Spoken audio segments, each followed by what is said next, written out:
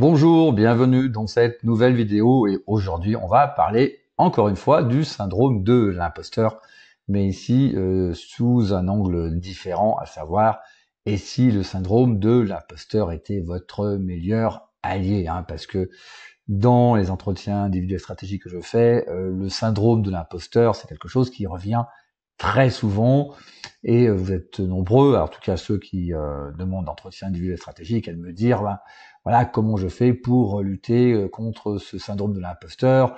Et pourtant j'ai des diplômes, pourtant j'ai des certifications RNCP en coaching scolaire, etc., etc. Et je me sens pas légitime. Alors en fait, je dirais que ce n'est pas un problème du tout. Au contraire, le syndrome de l'imposteur est probablement votre meilleur allié. Alors évidemment, je vous vois venir, ça va à l'encontre de ce que vous pouvez ressentir et ce que vous voyez sur Internet. Voilà.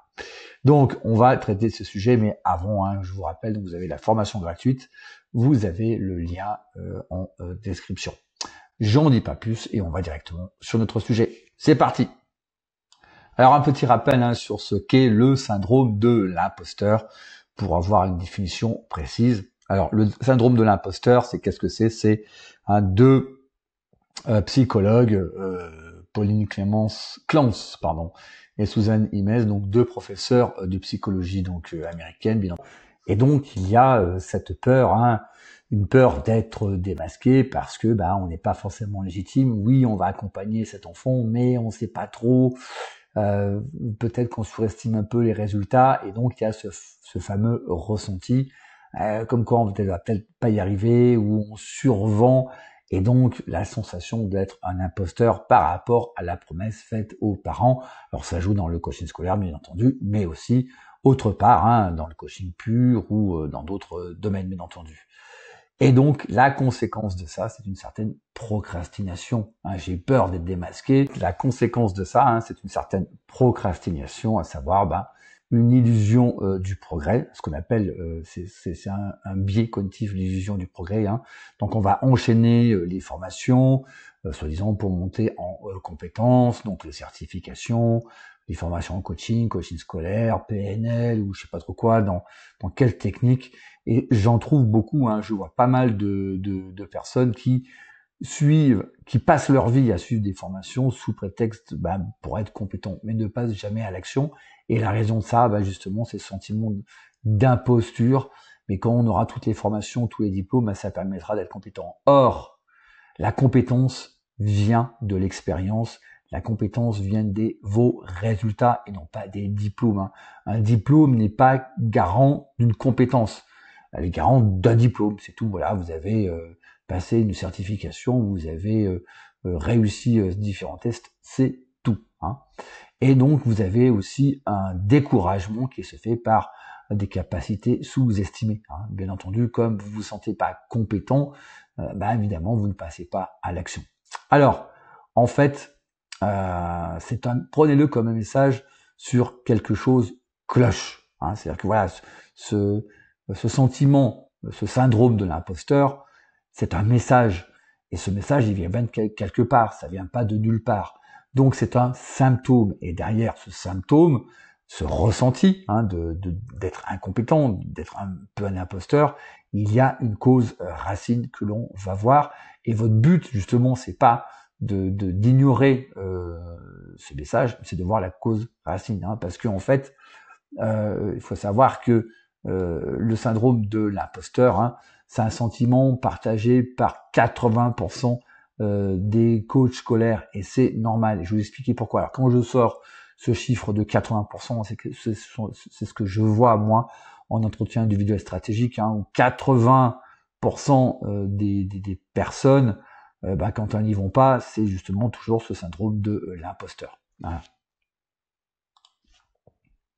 Donc, pourquoi? Parce que tout simplement, il y a des objectifs et des attentes en termes de résultats qui sont élevés. C'est l'un des messages.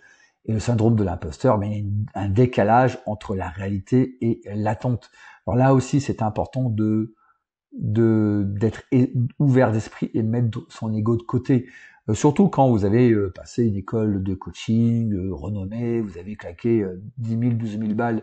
C'est un peu les prix, pour cette école de coaching, vous vous sentez investi d'une mission, voilà, vous avez fait quelque chose de difficile, donc vous avez un peu l'ego gonflé, sauf que c'est pas parce que, je vous le rappelle, hein, c'est pas parce que vous avez un diplôme que vous avez les compétences. Pourquoi? Parce qu'à la base, vous n'avez pas d'expérience. Vous n'avez pas d'expérience, vous n'avez pas de compétences. Donc il faut bien commencer un jour. D'où un décalage entre réalité et attente. Et ce qui est important, justement, c'est quand vous recherchez les causes racines, c'est de mettre de côté cette espèce d'ego. Hein. Voilà, j'ai fait une grande école, et donc je ne peux pas me permettre de dire que je suis incompétent, ou en tout cas que j'ai le ressenti d'être incompétent. Hein. Donc la probabilité de décalage est forcément forte, et donc c'est une normalité, c'est-à-dire que quand vous commencez, eh bien, vous faites des erreurs. Vous dire, ouais, il faut commencer. Vous avez un diplôme, vous avez une école, vous avez un bon bagage théorique, mais ça reste un bagage théorique. C'est pas un bagage pratique. Il y a une grosse différence et un gros décalage entre le côté pratique, l'expérience et ce que vous avez appris au niveau théorique. Ça, chacun le sait quand vous êtes allé à l'école ou quand vous avez fait une formation. Bon ben, vous voyez bien le décalage entre la théorie, ce que vous avez appris, et la mise en pratique. Et donc, la probabilité de ce décalage est forcément fort. Et donc, c'est une normalité, ce qui explique aussi que je vois beaucoup de personnes, donc ce chiffre de 80% de personnes qui ont ce syndrome de l'imposteur, c'est tout à fait normal. Et donc, l'erreur, bien entendu, c'est de vouloir étouffer ce sentiment. D'abord, comme je vous le rappelle, le syndrome de l'imposteur est un message à écouter et non pas un message à combattre. C'est pas quelque chose à combattre. Donc, de grâce, quand vous avez ce sentiment, n'allez pas aller chercher des séances d'hypnose ou ça va vous retomber dans la figure. Pourquoi? Parce que tout simplement, comme le disait très bien Carl Jung, et c'est une constante en psychologie, tout ce contre quoi vous luttez se renforce. Donc si vous faites des séances d'hypnose, des séances de je sais pas trop quoi, pour éliminer donc le message, en fait, un symptôme, ben vous ne travaillez pas sur les causes racines et ça vous pète à la figure 10 fois, 20 fois plus fort. Hein. Donc pour se sentir légitime, évidemment, qu'est-ce qu'on va faire? On va multiplier des certifications et des diplômes. Et évidemment, ça c'est l'erreur courante. Hein.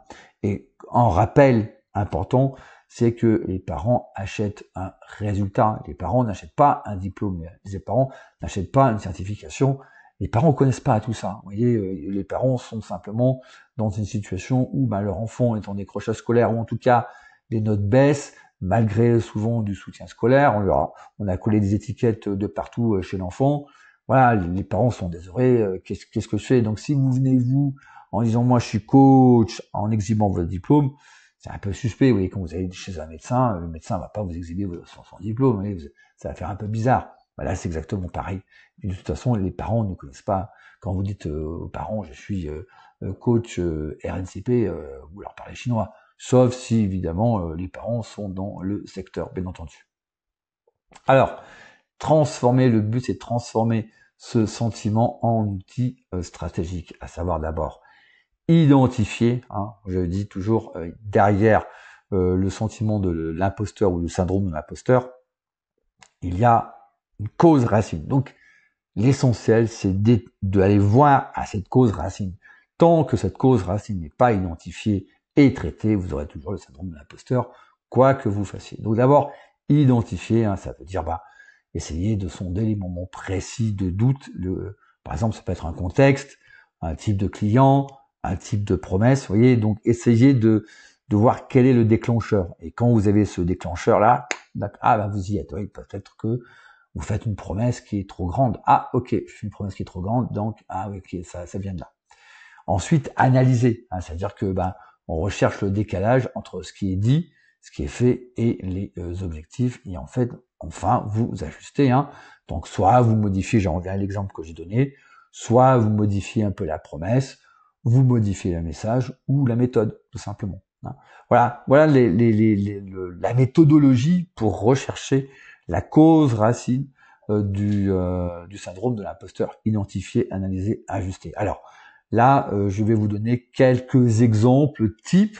Alors c'est pas forcément votre cas, mais en tout cas, ça va vous aider à identifier là où la cause racine du syndrome de l'imposteur.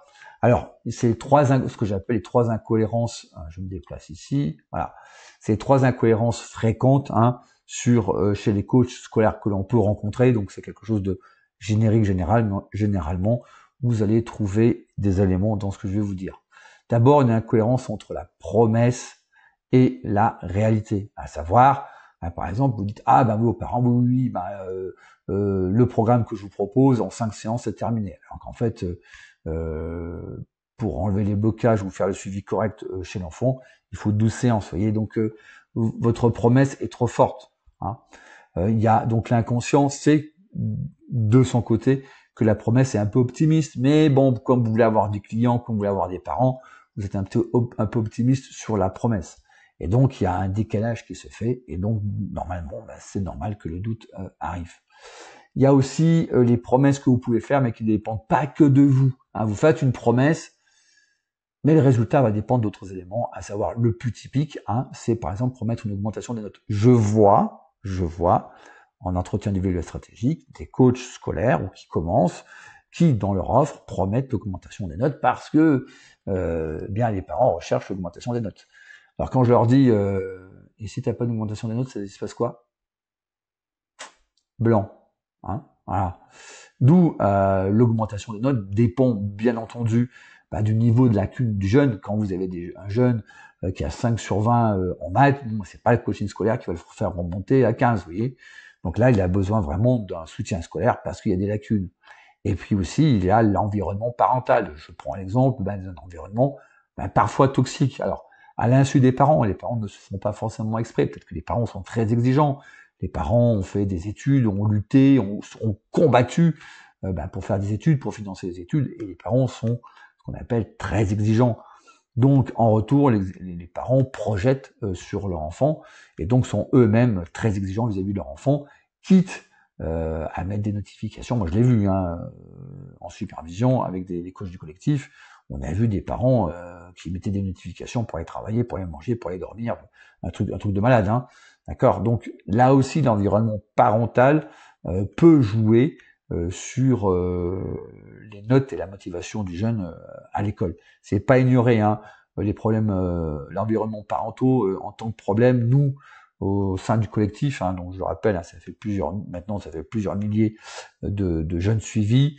C'est 1 cas sur 4 quand même, ça fait quand même 25%. Donc où il y a des problèmes environnementaux au niveau parental. Alors, tout en sachant que les parents pensent bien faire, mais en fait non, les parents mettent trop de pression.